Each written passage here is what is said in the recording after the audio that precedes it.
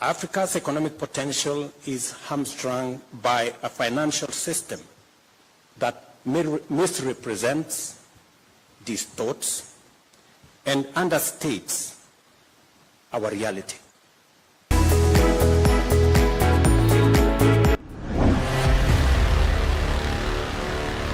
Hello guys, how are you doing? Welcome again to the Sharpener Show. So just straight away, we are going to look at the address that the president is making, President Ruto, just ahead before the AUC election. So we are going to hear what he's going to say as we wait for the next election process, which is going to take place, so that you can be able to see what's happening, which is going to merge the winner for the AUC election seat. So guys, welcome again to the Sharpener Show. Straight away, let's get into this video. Let's see.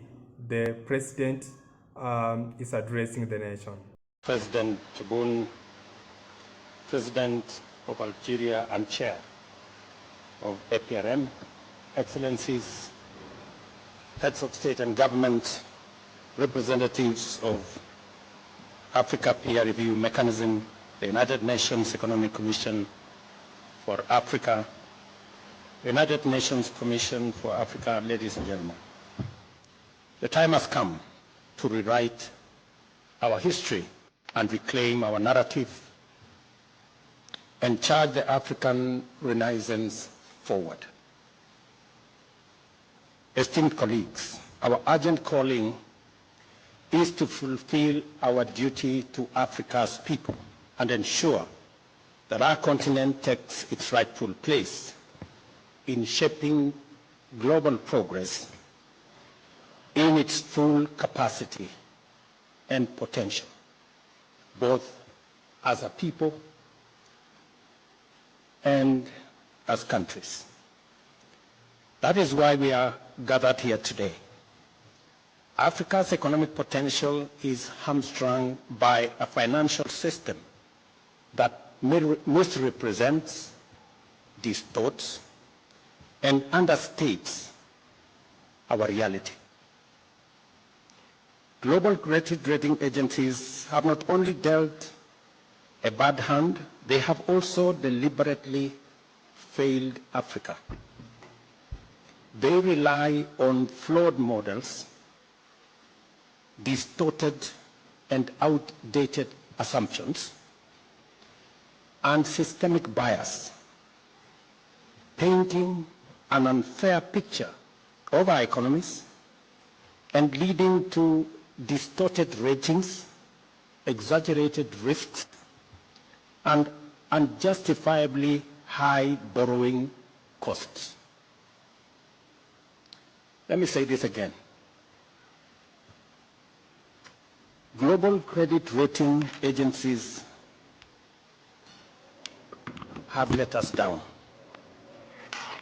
They continue to rely on very flawed models and outdated assumptions.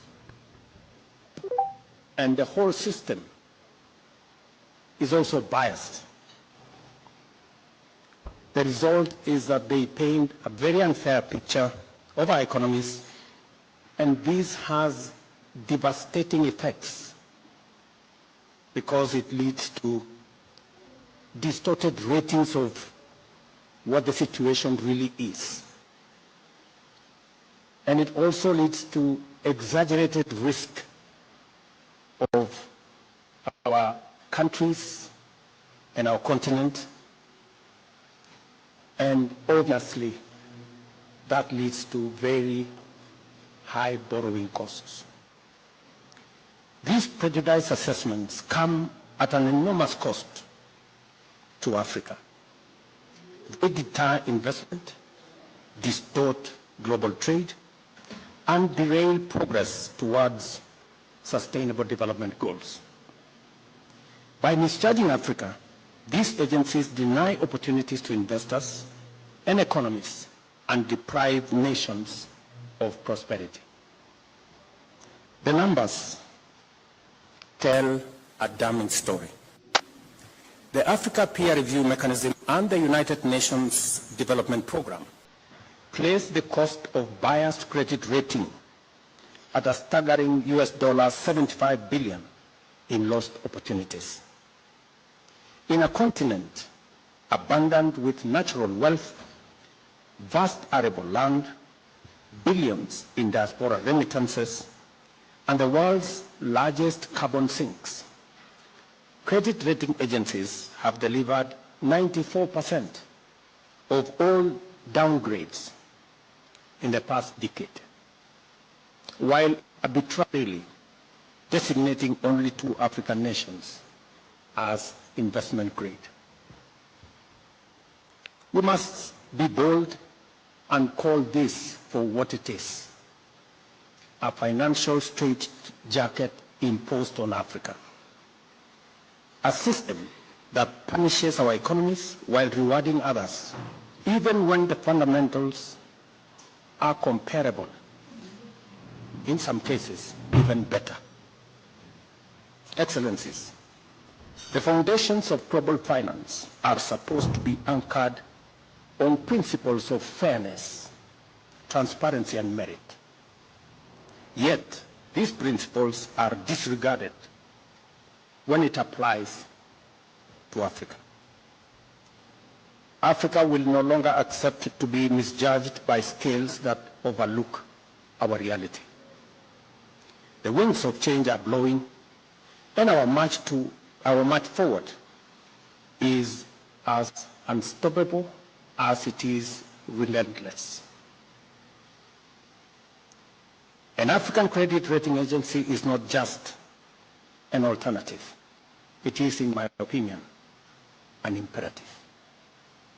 This agency must be globally credible and backed by rigorous, credible data and driven by high reporting standards. But more importantly, it must reflect Africa's reality correctly. We will not walk this journey alone. We will